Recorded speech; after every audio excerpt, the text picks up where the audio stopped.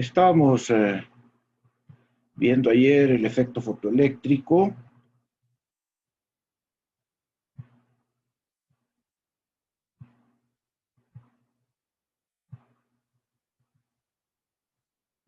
Ya vimos la parte que correspondía a la teoría.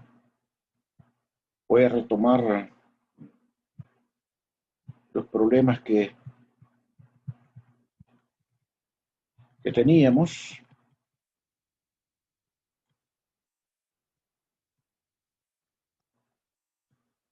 Antes de entrar a ver el efecto Compton.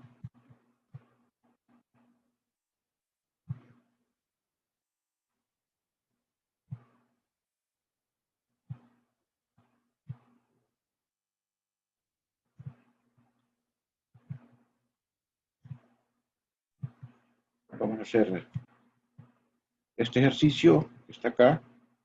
Dice determinación experimental de H y phi, de phi y de H, de la constante de Planck y de la función de trabajo. Para un cátodo de cierto material, en un experimento de efecto fotoeléctrico, usted mide un potencial de frenado de 1.0 volts para la luz de 600 nanómetros de longitud de onda, 2.0 voltios para 400 nanómetros y 3.0 voltios para 300 nanómetros.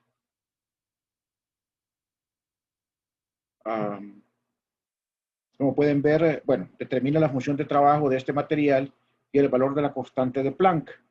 Como pueden ver, es un modelo lineal. La ecuación es una línea recta dada por esta expresión que está acá. K máxima igual a HF menos phi. Y sabemos que la K máxima es entonces el potencial de frenado por la carga del electrón. Entonces aquí vamos a trabajar con esta expresión EV0 igual a HF menos phi. Pueden ver que es una línea recta, B es 0 como función de phi.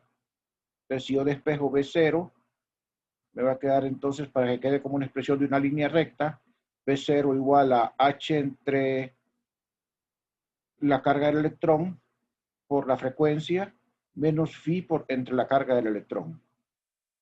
Entonces esta ecuación es una línea recta que tiene como pendiente H entre la carga del electrón y que tiene como ordenada al origen la función de trabajo phi entre la carga del electrón. Entonces si yo encuentro la ordenada al origen, puedo encontrar la función de trabajo. Y si yo encuentro la pendiente, puedo encontrar la constante de Planck.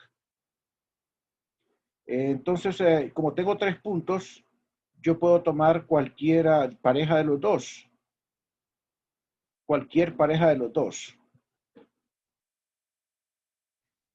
¿Verdad? Entonces, aquí tenemos, por ejemplo, la pareja B0 igual a 1.00 voltios y lambda igual a 600 nanómetros. Como me están dando lambda, tengo que escribir la F, la frecuencia, porque yo lo que tengo es en términos de la frecuencia y no de lambda, la función. Entonces la frecuencia es la velocidad de la luz C dentro de lambda, o sea, 3 por 10 a la 8 dentro de 600 por 10 a la menos 9. ¿Verdad? Ese resultado da 0.5 por 10 a la 15. Aquí, en las dos expresiones, aquí se me quedó fuera del escaneo, pero ya lo corregimos acá, ya está corregido allá también en la nota que le subí al portal, es por 10 a la 15.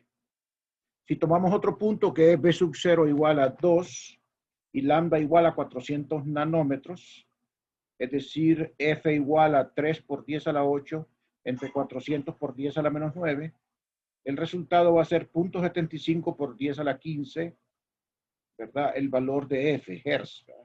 Estos son Hertz, acuérdense, ¿verdad? Porque es F. Igual hubieran podido utilizar el otro punto, el otro tercer punto combinado con estos dos y el resultado tuvo que haber sido el mismo o parecido, ¿verdad? Porque como son datos experimentales hay una cierta dispersión. Entonces recordamos, ¿verdad? Que menos phi entre es la ordenada al origen, o sea, el valor de cuando phi es igual a 0, F es igual a 0, perdón, y m, la pendiente de la recta, es h entre la constante entre la carga del electrón. Entonces, ¿qué es la pendiente? Bueno, la pendiente de una recta de la geometría analítica acá, pues es delta B0 entre delta F. Entonces tomo las parejas de puntos. Tomo las parejas de puntos. Tomo una pareja en la cual B2 y la correspondiente, fíjense bien que para B0 igual a 2, la correspondiente frecuencia es 0.75 por 10 a la 15. Entonces, aquí va 0.75 por 10 a la 15. Y cuando B0 es 1, la correspondiente frecuencia es 0.5 por 10 a la 15. Es 0.5 por 10 a la 15. Si hacemos la operación aquí, entonces nos va a quedar 4 por 10 a la menos 15, que es el valor de la pendiente. Ese sería el valor de la pendiente. Pero como nosotros sabemos que la pendiente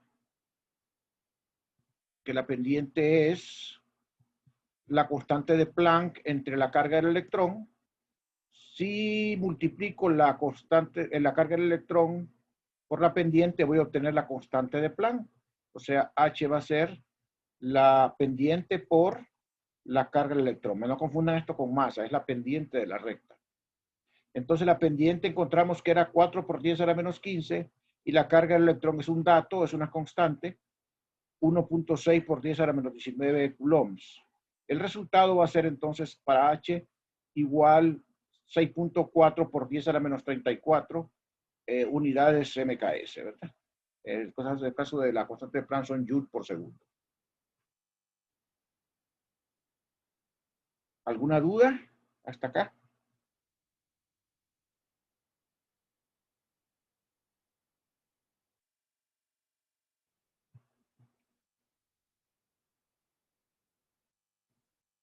Muy bien, vamos a continuar. Ahora nosotros podemos escribir la ecuación de la recta. ¿Se acuerdan que la ecuación de la recta era B0 igual a la pendiente por la frecuencia menos phi entre E? Solo que ya escribimos aquí la pendiente, que es 4 por 10 a la menos 15, ¿verdad? Que es el valor de la pendiente que calculamos. Podemos tomar cualquiera de los tres puntos que nos dan. Cualquiera de los tres puntos que nos dan para calcular B0. Para calcular, perdón, phi. Si ponemos B0 igual a 1 y escribimos la correspondiente frecuencia que era 0.5 por 10 a la más 15 y sustituimos en la ecuación de la recta, ¿verdad? B0 igual a 1 y la frecuencia igual a 0.5 por 10 a la más 15. Y entonces aquí tenemos que menos phi entre E y despejamos la phi, ¿verdad? Despejamos la phi. Aquí tenemos que el menos 15 y el más 15 se cancelan. 4 por 0.5 es 2. Y entonces lo que vamos a tener es que menos phi entre E es 1 menos 2, o sea, menos 1. Por lo tanto, phi entre E es 1 voltio. O sea que phi es 1 voltio por E. Si lo ponemos en unidades atómicas, esto es 1.0 electron volts directamente. Pero si lo ponemos en joules, multiplicamos aquí por 1.6 por 10 a la menos 19 y el resultado sería entonces 1.6 por 10 a la menos 19 joules. Esa sería la función de trabajo. O sea, 1 voltio o 1.6 por 10 a la menos 19 joules. ¿Alguna duda?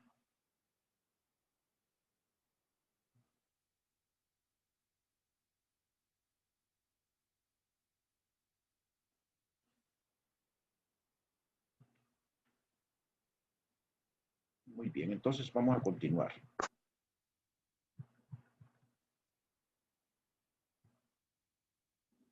Lo que sigue entonces es la dispersión Compton.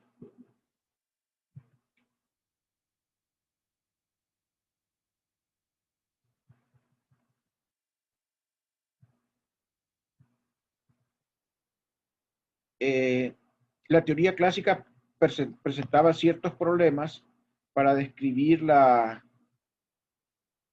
dispersión de electrones mediante rayos X. O sea, si se hacía incidir un haz de rayos X contra un metal, por ejemplo, entonces resulta que los electrones resultaban dispersados debido a la interacción de la radiación de los rayos X con los electrones mismos. La teoría clásica predecía, ¿verdad?, que al incidir los electrones, los rayos X con los electrones los iban a acelerar y que iban a emitir radiación debido a que toda carga acelerada emite radiación. Y entonces eso lo que predecía es que la frecuencia sería diferente, la frecuencia sería, lógicamente la frecuencia va a ser diferente debido a la o sea, la frecuencia de los rayos X iba a ser diferente a la de los electrones, pero se iba a presentar un conjunto de frecuencias diferentes, o sea, cada electrón iba a tener una frecuencia diferente, porque iba a ser acelerado de manera diferente. Entonces ahí radica el problema, de que la frecuencia de oscilación de los electrones iba a ser diferente, y iban a haber entonces una gama de frecuencias enorme de los electrones que quedaban oscilando. Entonces ese modelo no era lo que se observaba. Lo que se observaba era lo siguiente. Voy a pasar aquí a esta presentación acá. Lo que se observaba era que al incidir aquí un fotón, el electrón salía disperso en un ángulo phi y salía un fotón aquí en un ángulo teta disperso. La frecuencia del fotón iba a ser diferente a la del inicio. Y el electrón salía aquí pues dispersado con unas propiedades de partícula o de onda, como ustedes quieran.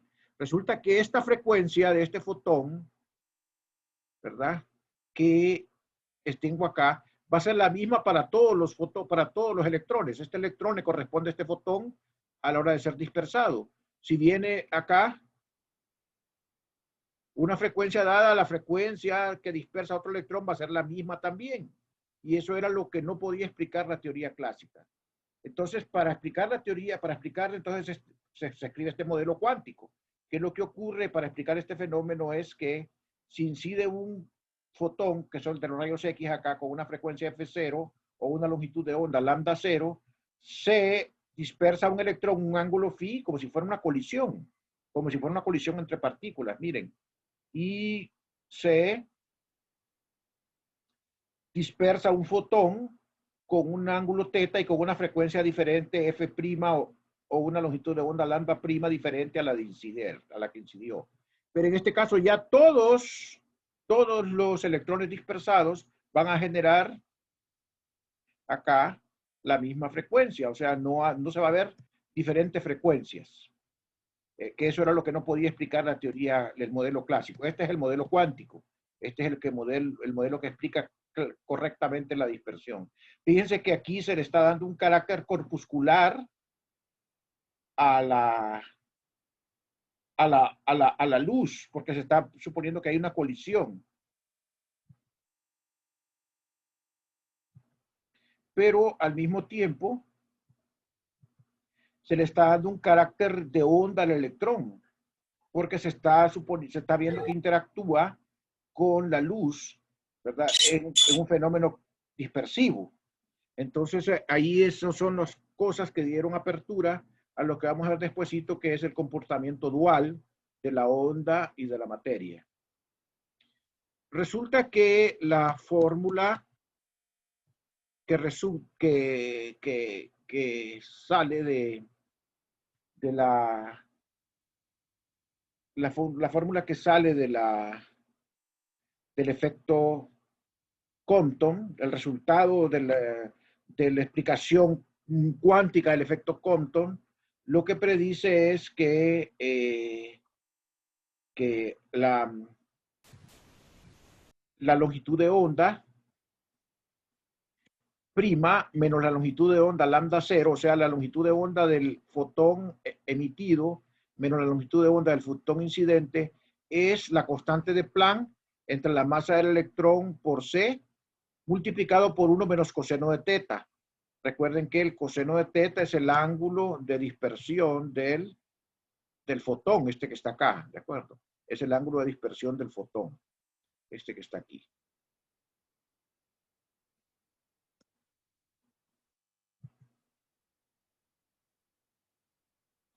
Entonces, a esa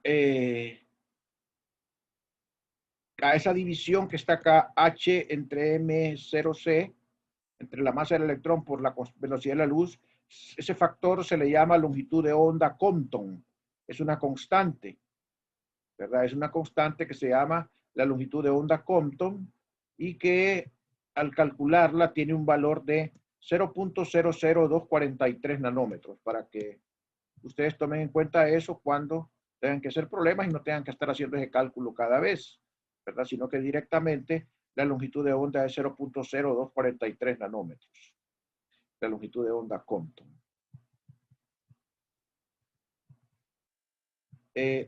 Los experimentos demostraron que a un ángulo fijo se observaban solamente una frecuencia en la radiación dispersada. Esto se explica fácilmente tomando en cuenta el modelo corpuscular de la luz. Cada fotón tiene energía HF0 y momentum P igual a HF0 sobre C. Okay. O sea que todos los fotones que eran dispersados a un ángulo teta tenían la misma frecuencia. F, ¿verdad?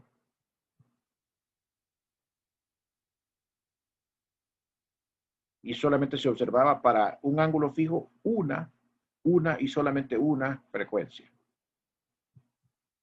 Creo que ahí por el momento vamos a dejar este tema del efecto Compton para pasar a ver algún ejemplo del mismo.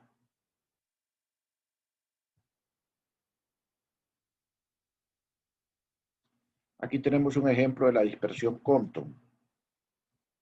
Dice, se utilizan fotones de rayos X de 0.124 nanómetros en un experimento de dispersión Compton. ¿A qué ángulo la longitud de onda de los rayos X dispersados es 1% mayor que la de los rayos X incidentes? ¿A qué ángulo es 0.050% mayor? Bien, aquí solo hay que tener cuidado con interpretar eso que dice 1% mayor. No está diciendo que es 1% veces, sino que es 1% mayor. Ese es el punto importante. ¿Qué significa eso?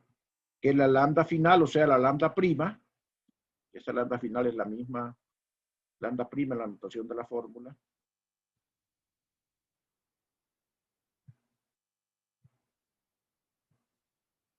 es la lambda cero inicial más 0.01 lambda cero. Eso significa que es 1% mayor.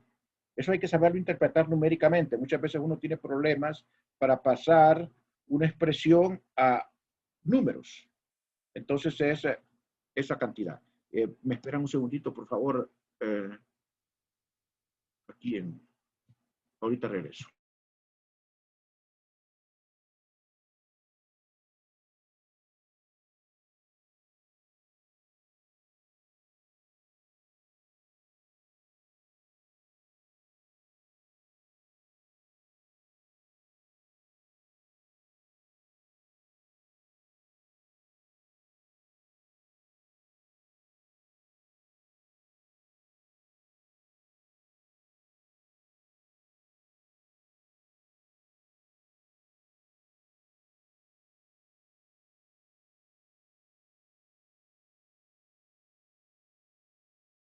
Bien, continuamos.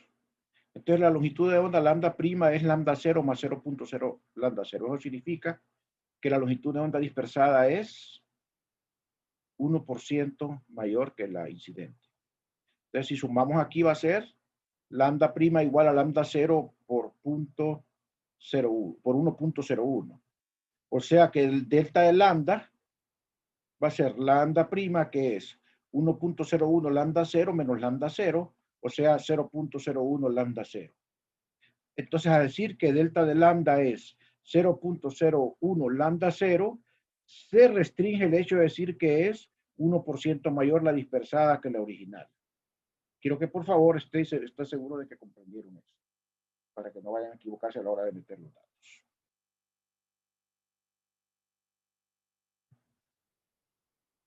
Bueno, vamos a la fórmula. Entonces, ya aquí hice el cálculo de la longitud Compton, pero ya es dato, no tenían que haber hecho este cálculo, ya es dato.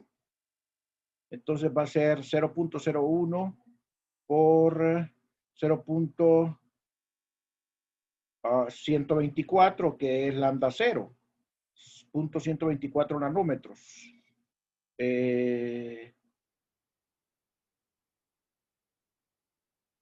Entonces se multiplico acá, eso va a ser 0.00124 nanómetros, o sea, 1.24 por 10 a la menos 2 metros, 12 metros. Hay que meterlo como metros porque a la hora de introducirlo a la fórmula, tiene que ir en unidades MKS porque H me la van a dar en MKS, seguro. Ya, o sea, este valor de la longitud Compton está en MKS. Entonces, si tomamos la fórmula K, esta es la longitud Compton ya conocida, y despejamos el coseno de phi, vamos a encontrar que el coseno de phi es 1 menos delta de lambda entre la longitud Compton. O sea, 1 menos delta de lambda, que es 1.24 por 10 a la menos 12, entre la longitud Compton, que es 2.46 por 10 a la menos 12. Fíjense bien que aquí ya pasé, ya tengo la longitud de onda en metros, como debe ser. Entonces ese resultado para el coseno de phi es 0.4889. Si nosotros sacamos el coseno inverso, entonces el ángulo phi va a ser 60.7 grados.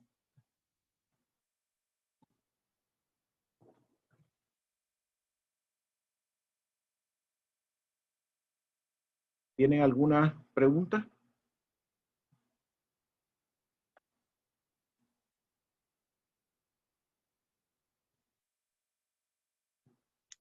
Por ahora todo claro.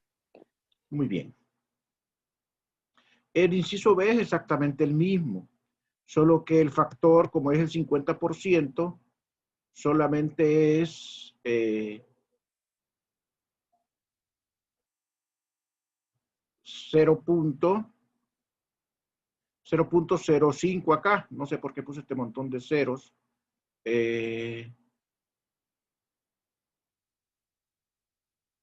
Aquí esto está malo, este montón de ceros, ¿verdad? Solo es necesario, porque es, a ver, no, es que miren, no es 1%, es 0.050%. No es 1, es 0.050, está bien. O sea que necesitan dos ceros acá, a la izquierda del 0.50. Está bien, es correcto esto que está acá. Porque fíjense bien, es 0.050%. Ya no voy a repetir este razonamiento porque es el mismo. Por 0.124 eso da 6.2 por 10 a la menos 14 metros. Y nuevamente aplicamos la fórmula, esta misma que está aquí, y coseno de phi sería 1 menos delta lambda entre la longitud Compton. Entonces colocamos aquí delta lambda, la longitud Compton, y vamos a tener que el coseno de phi es 0.9744 grados. O sea que este ángulo es 13. Creo que la fórmula que tenemos nosotros en la presentación es teta, o sea, en la figura es teta, o sea, este ángulo es teta. Realmente nosotros estamos calculando el teta. Entonces me van a confundir acá, miren, por favor. Algo, es que tomé el problema de otro libro. El problema lo tomé de otro libro y este es el de Serway. El ángulo teta es el ángulo del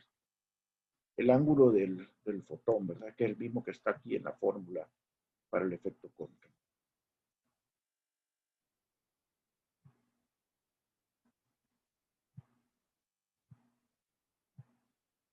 Es teta. ¿Ok? Entonces, acá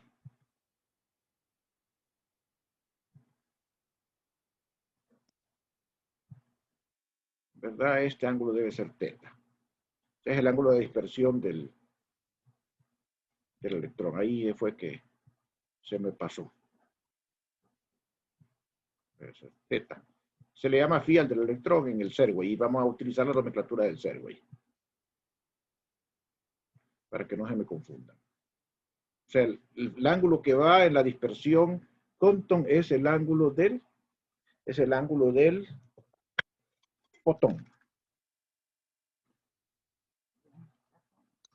Bueno, ¿alguna pregunta? Ahí el ángulo teta entonces va a ser 13 grados. Casi no es dispersado, ¿verdad? Es decir, muy poquito.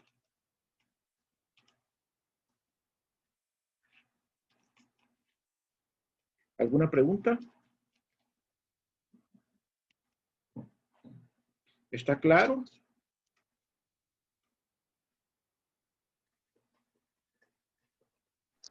Sí, Lee. Muy bien.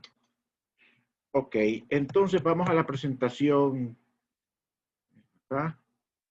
El PDF que tenemos.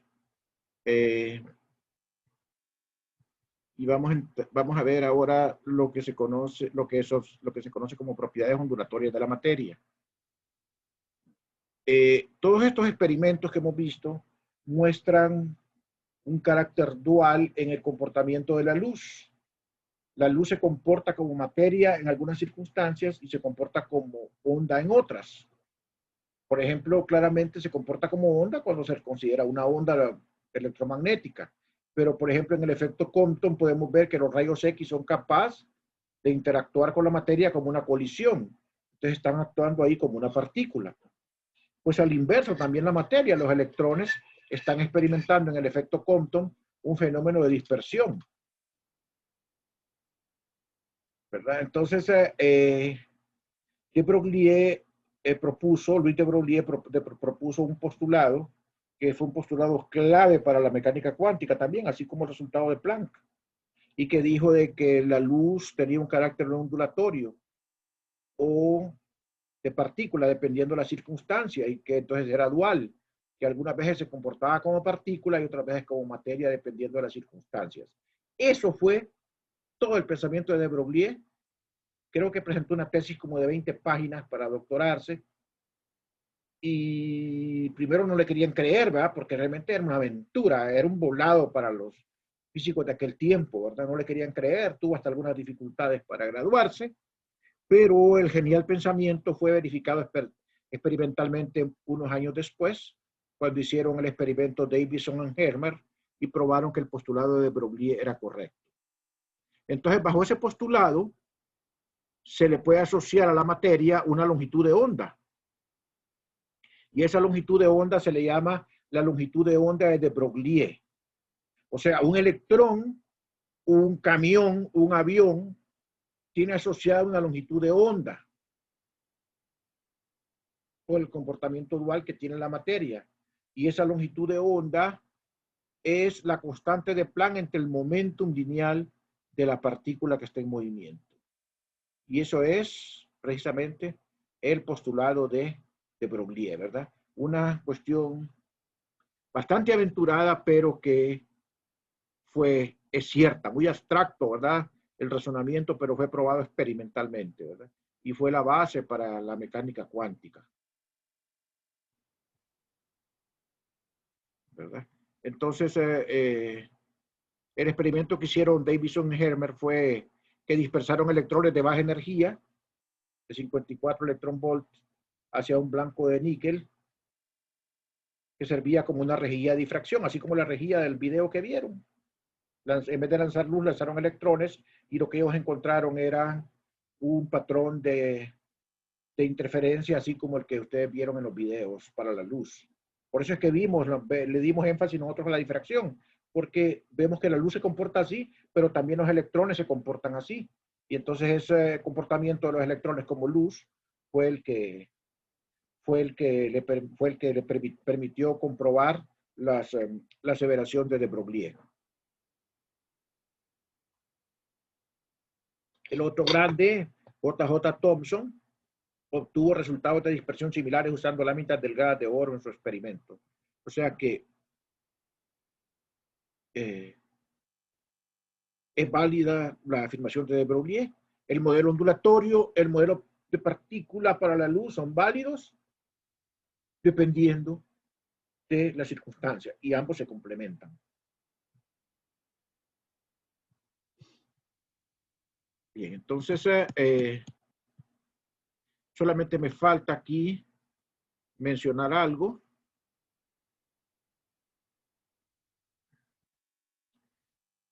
Y es lo que se llama el principio de incertidumbre.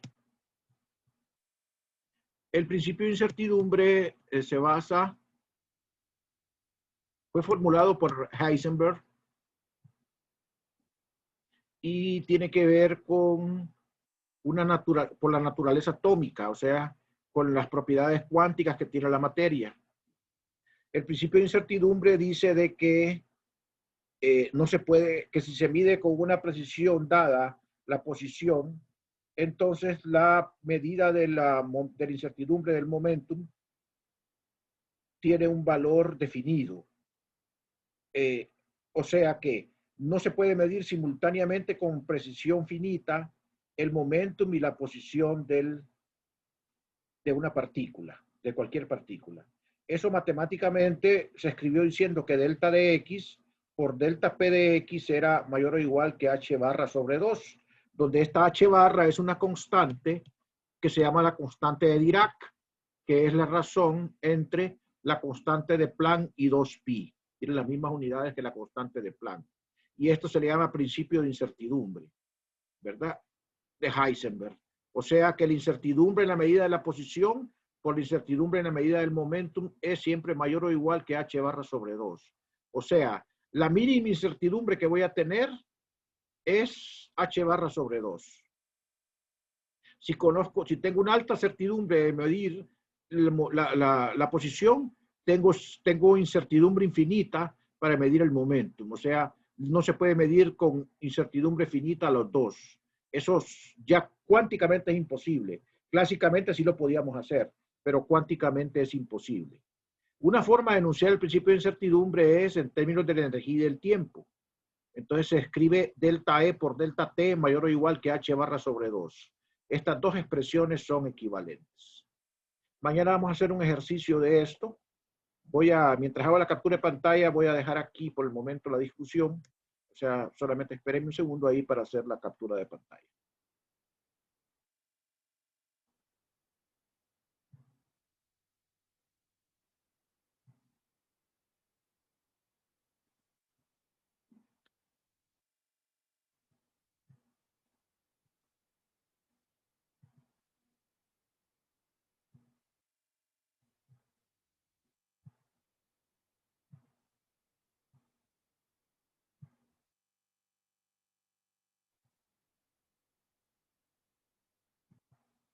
Ya la hice, no sé si quieren hacer algún comentario.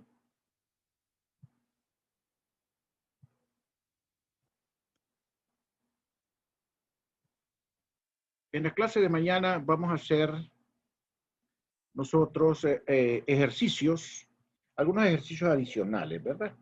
Para sumar más problemas y ustedes no tengan dificultades a la hora de resolver. Estos son ejercicios aparte. Mañana voy a agarrarlos del libro para explicárselos en detalle y para explicárselos en detalle para que ustedes no tengan problemas con su tarea. Ok, entonces, Sí. ¿verdad? Ya se nos va a cortar la comunicación. Que tengan ustedes una feliz tarde y tengan buen provecho. Gracias, igual. Bueno, Gracias. bueno, Gracias, ahorita. nos vemos. Gracias, ingeniero. A sus órdenes, ya saben.